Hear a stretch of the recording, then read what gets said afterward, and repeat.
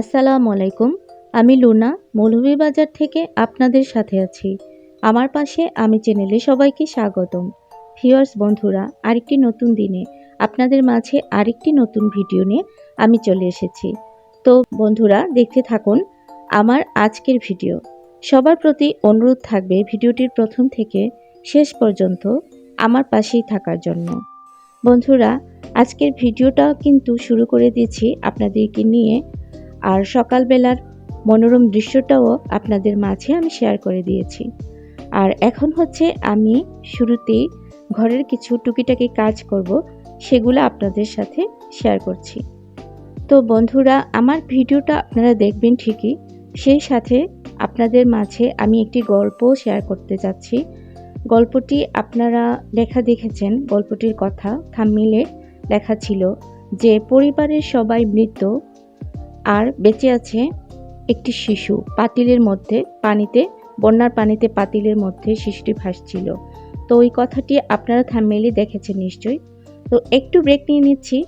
এই যে এটা হচ্ছে একটি ড্রয়ার বা ড্রপ, এটার ওপরে, এই ড্রয়ারটার উপরে আমি মুছে নিচ্ছি। উপর দিকে একটু ধুলোবালি জমেছে, তো 2-3 দিন পরপরই এগুলা মোছা লাগে। আমি আজকে এগুলা পরিষ্কার করে নিচ্ছি হালকা পাতলা ভাবে। সংসারের কাজ তো সবাই পছন্দ করেন দেখাতে এবং করতে। আমরা যেহেতু মহিলা, আমাদের এগুলা কাজ একটি রুটিনের মধ্যেই পড়ে এই কাজগুলা। তো বন্ধুরা, সেই কাজগুলো আমি করে নিচ্ছি আর আপনাদের মাঝে গল্পটাও শেয়ার করে দিলাম। তো আপনারা প্লিজ আমার গল্পটি মন দিয়ে শুনবেন আর আমার কাজগুলো দেখবেন। আমি যা করি, আমার লাইফস্টাইলে যা আছে আমি তো সেগুলোই দেখাবো। আমি যেরকম লাইফে আছি, তো আমার চলাফেরা সব কিছু সেরকমই হবে। খুবই সিম্পলভাবে আপনাদের মাঝে উপস্থাপন করি আমি। তো যাই হোক, আবার আমি আমার গল্পে ফিরে আসি।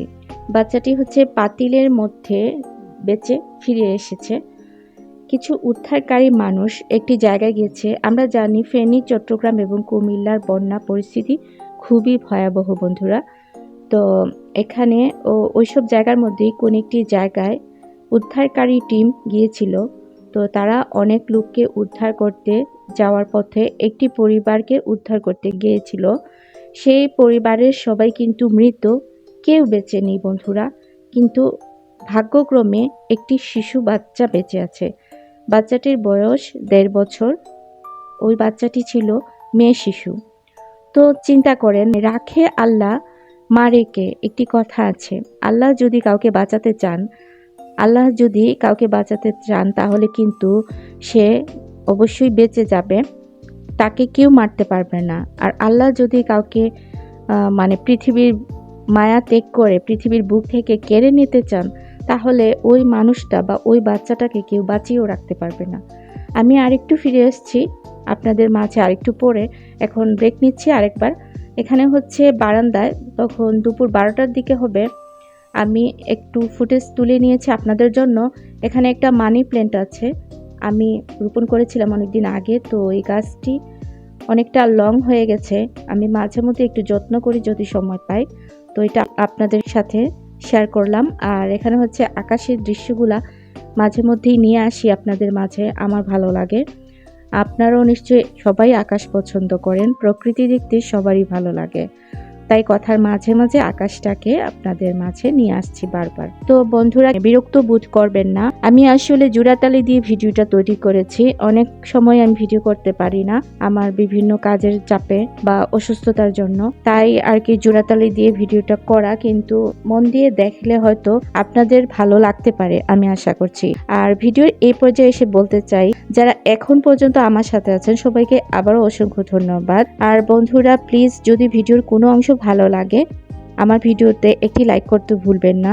আর আমার ভিডিওটি যদি আপনার গ্রহণযোগ্য মনে হয় আর আপনি যদি নতুন এসে থাকেন আমার এই চ্যানেলে, তাহলে প্লিজ আমার চ্যানেলটিকে সাবস্ক্রাইব করে আমার পাশেই থেকে যাবেন।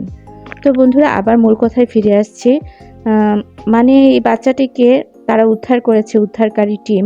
তারা দেখেছে ওই পরিবারের কেউ বেঁচে নেই, কিন্তু পাতিলের মধ্যে পানিতে ভাসছে একটি ছোট বাচ্চা।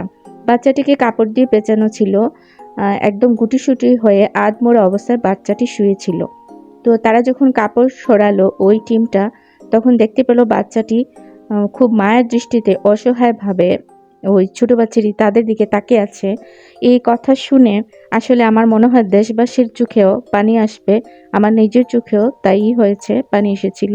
খুব খারাপ লেগেছে যে ওর বাবা মা ভাই বোন কেউই কিন্তু বেঁচে নেই। ও কিভাবে বেঁচে থাকবে এই পৃথিবীতে, এই জীবনটা কিভাবে সে পার করবে আমি জানি না, কিভাবে বড় হবে। তো ও যে বেঁচে আছে তাও আল্লাহর কাছে শুকুর আলহামদুলিল্লাহ বলতে হচ্ছে। তো উদ্ধারকারী টিমরা দেখেছে ওই পাতিলের মধ্যে কিন্তু একটি ব্যাগে ওর বাচ্চার সাথে অনেক কিছু রাখা ছিল, সেখানে ওর খাবার সহ প্রয়োজনীয় সব জিনিসপত্র ছিল।